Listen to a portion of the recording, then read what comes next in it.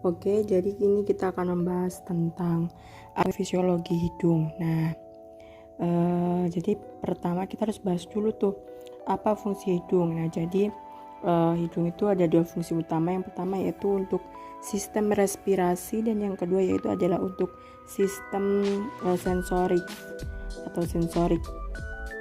Nah, jadi sistem respirasi itu yaitu fungsi hidung, dia untuk bernafas. Kemudian fungsi yang kedua itu fungsi sensorik, yaitu fungsi hidung sebagai indera pembau atau pencium, seperti itu. Fungsinya untuk mencium segala bentuk bau. Nah, kemudian jelas ya, fungsi hidung itu yang pertama yaitu untuk mencium atau mengenal berbagai macam bau. Terus kemudian kita bisa menikmati enaknya masakan, yaitu dengan indera penciuman kita terlebih dahulu, karena dengan indera penciuman itu akan mengantarkan sampai ke saraf, yaitu adanya rasa atau keinginan untuk makan tersebut. Nah, kemudian untuk ke bagian-bagian hidung, jadi di situ ada nasal cavity, yaitu atau rongga hidung, yang fungsinya itu sebagai menyalurkan udara dari luar menuju ke paru-paru. Terus kemudian rongga hidung bagian atas itu terdapat reseptor atau ujung saraf pembau. Kemudian juga terdapat mukus membran, yaitu yang fungsinya untuk melembabkan dan menghangatkan udara. Mukus menangkap debu, kemudian juga bakteri dan partikel lainnya. Kemudian yang paling terpenting yaitu ada bagian namanya saraf olfaktori, yaitu saraf ini yaitu sangat penting. Dia sangat berperan penting, yang mana dia itu sangat membantu hidung dalam melakukan proses menghindu atau mencium bau.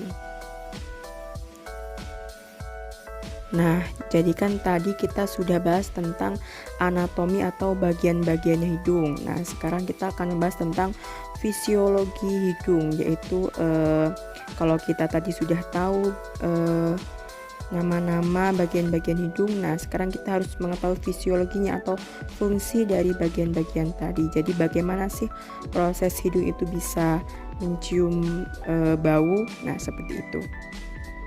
Oke, jadi dari awal ya. Jadi pada saat Anda merasakan suatu bau, nah itu kan pertama kali ada suatu udara. Nah, udara atau bau yang masuk di dalam hidung. Nah, pertama kali itu pada saat masuk udara di dalam hidung, nah di situ nanti terdapat bulu-bulu, di mana bulu-bulu tersebut nanti berfungsi untuk menyaring udara tersebut. Maksudnya kan udara dari luar itu kan pasti kotor tuh, ada debu, bakteri dan sebagainya. Nah, fungsi bulu tersebut itu akan menyaring udara yang baru masuk ke dalam hidung tadi. Nah, setelah itu setelah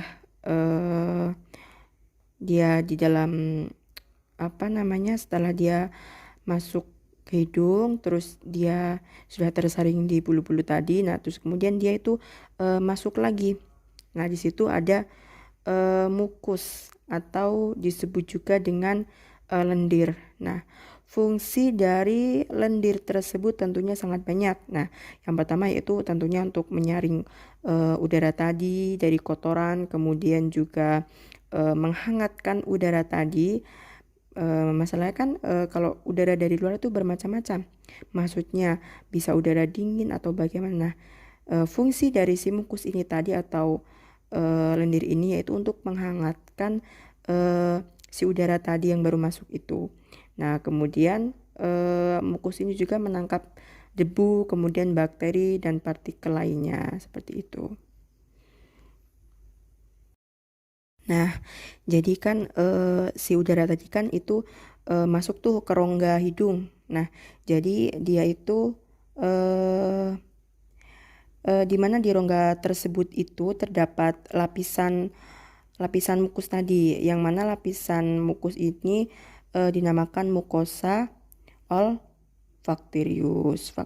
Nah, yang mana mukosa ini disusun oleh yang pertama yaitu tadi ada sel reseptor olfactorius, yaitu bagian yang paling terpenting, yaitu ini adalah suatu sel yang menangkap bau. Kemudian ada sel basal, yaitu sel ini itu tugasnya, fungsinya itu untuk meregenerasi olfactorius. Jadi kalau sel olfactoriusnya rusak, nah jadi ini tugasnya si sel basal ini tadi, dia tugasnya untuk meregenerasi atau mengganti atau memproduksi sel olfactorius. Nah, kemudian ada juga sel penunjang. Nah, sel penunjang ini berfungsi untuk memproduksi mokus atau lendir.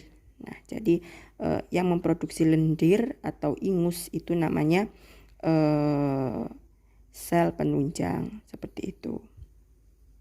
Nah, maka setelah itu suatu molekul-molekul odoran atau bau-bau tadi dia akan menempel di ujung-ujung bulu atau silia.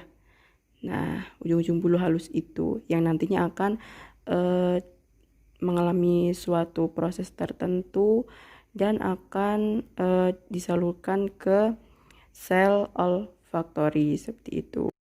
Nah, jadi setelah itu maka bau-bau tersebut akan menempel di masing-masing reseptor olfactorius. Nah, setelah menempel, jadi kan itu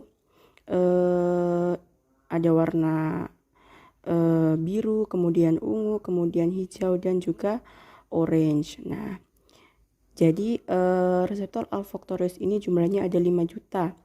Nah, dan di 5 juta ini terdapat 1000 jenis reseptor olfactorius juga. Makanya di situ ada macam-macam, ada yang berwarna hijau, biru, ungu, kemudian ada yang berwarna orange. Nah, kemudian setelah bau tersebut menempel di reseptor olfactorius, kemudian dia akan bermuara di glomerulus. Nah, jadi masing-masing tuh di situ ada yang reseptor olfactoriusnya berwarna biru, jadi dia nanti akan bermuara di glomerulus yang warna biru. Kemudian yang warna hijau, begitupun dia akan bermuara di glomerulus yang berwarna hijau. Nah, setelah bermuara di glomerulus masing-masing, kemudian bau tadi akan melanjutkan, yaitu sampai ke sel mitral masing-masing. Nah, itu sel mitralnya kan juga masing-masing itu ada yang warna biru, kemudian warna hijau, kemudian ungu, dan warna orange. Nah, jadi tujuannya di sel mitral itu nanti bau tersebut akan terasa lebih pekat. Jadi bau itu akan lebih terasa lebih pekat gitu pokoknya. Nah, setelah itu barulah kalau sudah memang baunya sudah pekat, lalu akan dibawa menuju ke saraf otak. Akan dibawa, bau tadi akan dibawa menuju ke otak.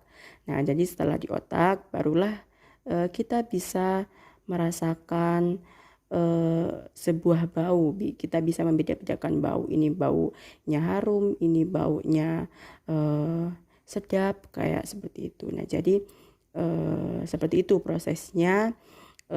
Hidung kita ini bisa merasakan atau bisa menghindu atau bisa mencium suatu bau, macam-macam bau seperti itu. Oke, mungkin itu saja yang dapat saya sampaikan. Apabila ada kurang dan lebihnya, saya memohon maaf yang sebesar-besarnya, karena ini pun juga masih dalam tahap belajar ya. Saya akhiri. Wabillahi taufiq wal hidayah. Usikum wa nafsi bitaqwallah. Wassalamualaikum warahmatullahi wabarakatuh.